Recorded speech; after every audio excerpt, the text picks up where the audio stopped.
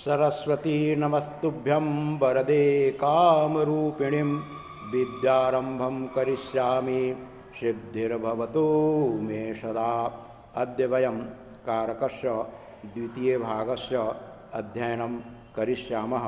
अस्मिन् प्रकरणे कारकस्य भेदाः तस्य परिभाषां विषये वयम् एकाग्रं भूत्वा विचारयिष्यामः। सर्वप्रथमः भेदः अस्ति कर्ता। कर्ता इति शब्द एव अर्थः कार्यं करोति इति कर्ता, जो काम करे उसे कर्ता कहते हैं। अस्मिन् वाक्ये रामः पुस्तकं पठति, अस्मिन् वाक्ये रामः कर्ता अस्ति। कर्ता शब्दस्य प्रयोगः प्रथमा विभक्त्यां भवति, ततः कर्मणि द्वितीया, कर्म कारक में द्वितीया विभक्ति होती है। कर्म कारक में कहा गया है कि जैम क्रियायाम जस्य प्रभावः भवति, क्रिया पर जिसका प्रभाव होता है उसे कर्म कहते हैं।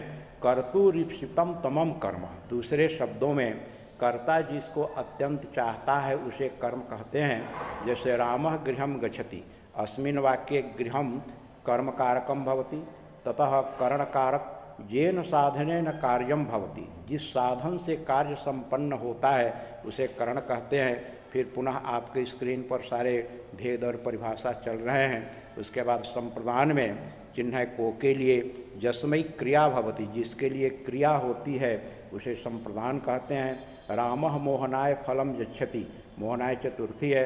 पुनः पंचमी विभक्ति में आपको जिससे कोई वस्तु अलग हो, जैसे वृक्षात् पत्रम पतति।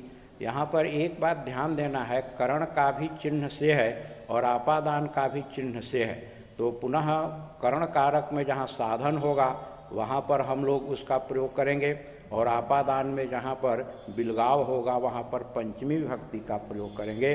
पुनः संबंध कारक आता है, तो इसमें जस्य जेन संबंधः भवति, जिससे जिसका संबंध होता है उसे हम संबंध कारक कहते हैं। इदम रामस्य पुस्तकम अस्ति, उसके बाद में फिर अधिकरण कारक यस्मिन् कार्यम भवति, जिसमें काम होता है। इसका सूत्र है आधारो अधिकरणम, संबोधन में प्रथमा विभक्ति। पुनः आप श्लोक के माध्यम से भी कुछ विभक्ति का प्रयोग देखें। इसमें जो ऊपर स्क्रीन पर है उसमें सारे शब्द प्रथमा विभक्ति के हैं। काकः कृष्णः पिकः कृष्णः, कः भेदः पिक काकयोः, बसंत समये तात काकः काकः पिकः पिकः। तो इस प्रकार से इसमें प्रथमा विभक्ति का प्रयोग है।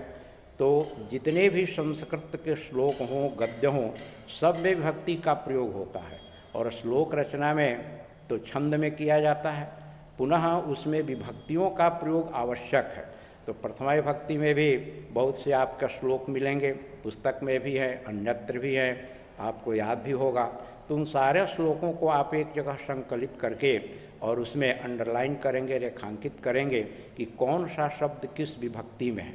इतना करने से आपको शब्द पहचानने में सुविधा होगी। द्वितीय विभक्ति में भी बहुत सारा सूत्र आपको मिलेगा। जैसे गीता का एक श्लोक है, पत्रम पुष्पम फलम तोयम यो माम भक्त्या प्रेक्षति तेषाभियुक्तात्याणाम योगक्षेमम भाम्यहम। तो इस प्रकार से आपको जितने भी श्लोक हैं तो इसका आप लोग संकलन करेंगे श्लोक, और श्लोक के माध्यम से विभक्ति का आप लोग ज्ञान ग्रहण करेंगे। पुनः उसके बाद में आपको इसमें जो भी प्रकरण आएगा वो प्रकरण के साथ साथ आपको कुछ श्लोकों का भी मैंने संकलन किया। तृतीया विभक्ति का एक श्लोक है, इसमें अभी तुरंत स्क्रीन पर आ गया। पैसा कमलम कमलेन पयः पैसा कमलेन विभाति सरः, मणिना बलयम बलयेन मणि मणिना बलयेन विभाति करः, कविनाच विभु विभुनाच कवि। पुनः फिर चतुर्थी विभक्ति के लिए आपका विद्या विवाद है, पंचमी के लिए भी इसमें श्लोक